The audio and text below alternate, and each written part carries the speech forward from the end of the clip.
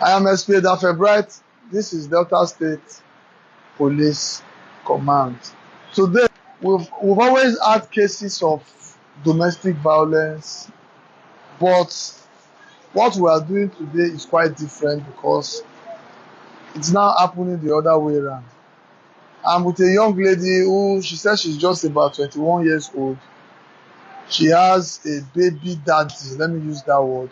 She has 2 children for the man, though they are not married, but they were cohabiting. And somewhere along the line, they had disagreements that resulted in a fight, and this was used. She used this to stab the man at his heart, and the man bled to death.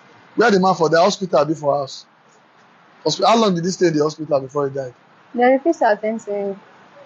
Who refused to attend to him? The hospital went to. Why? Why did they refuse to attend to him? They didn't say anything. They only say he lost blood. Like the first one went to, they said the doctor is not around. So you are The blaming? second one. Wait, are you trying to blame the hospital now? Calm down, calm down. You were so fast to say they refused to attend to him. Between the hospital and you, that is the mother of the man's children, who should pay more attention to the man's well-being? It's me. Okay, so let's leave it at that first. We'll be hearing from her. You can see I'm a bit sad because it's indeed a pathetic story. It's not one. The scene is so gory when you see the picture. It's embarrassing. What's your name, madam? Bina. Bina, where do you stay? Jakparo. Jakparo. Try and be audible. How old are you? I'm 21. 21. Where are you from? I'm from Bayelsa. Bayelsa. And you are 21-year-old. What's your educational qualification? SS2. Okay, you've not finished secondary school. Did you stop school or you are still in school? You stop. Okay, how long have you known this the father of your children? You've known him for 3 years. 4. This month will make it 4 years. How many children do you have for him? 2 boys. How old are the 2 boys? The first one is 3. The second one is 1. Okay, what led to this? I know you have a lot of story, but we don't have that time, okay? What led to this? When I mean what led to this, you said you guys were having a disagreement and he told you he was no longer interested in the relationship, that you should go. Was that the case? Well, that was it, but it was not all of it, but that was the case. Okay. Did you leave the house at all? I left the house on Sunday. I came back when? I came back that same Sunday. Okay. Around 9. So exactly what led to this fight? On Monday, that was what? Just go straight to the point. What led on to Monday, the fight? Like, I don't know what it triggered him to me, but on Monday, I didn't do anything. We're both not talking to each other. So he was upset that I went to go and meet our neighbor for the meter, because I told him that I can't go and meet our neighbor for the meter.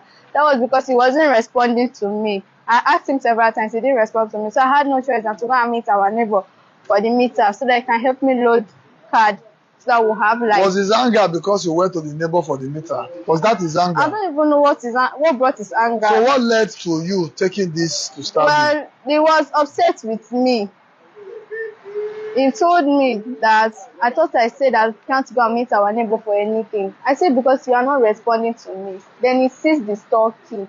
The store he opened for me, he seized the key. He said he's going to lock down the store. Now, we've known that story now. What led to you using this to stab him? Well, he was beating me. He was beating you? Yes. What was he using to beat you? He used his hand. With the key in his hand and the airbrush.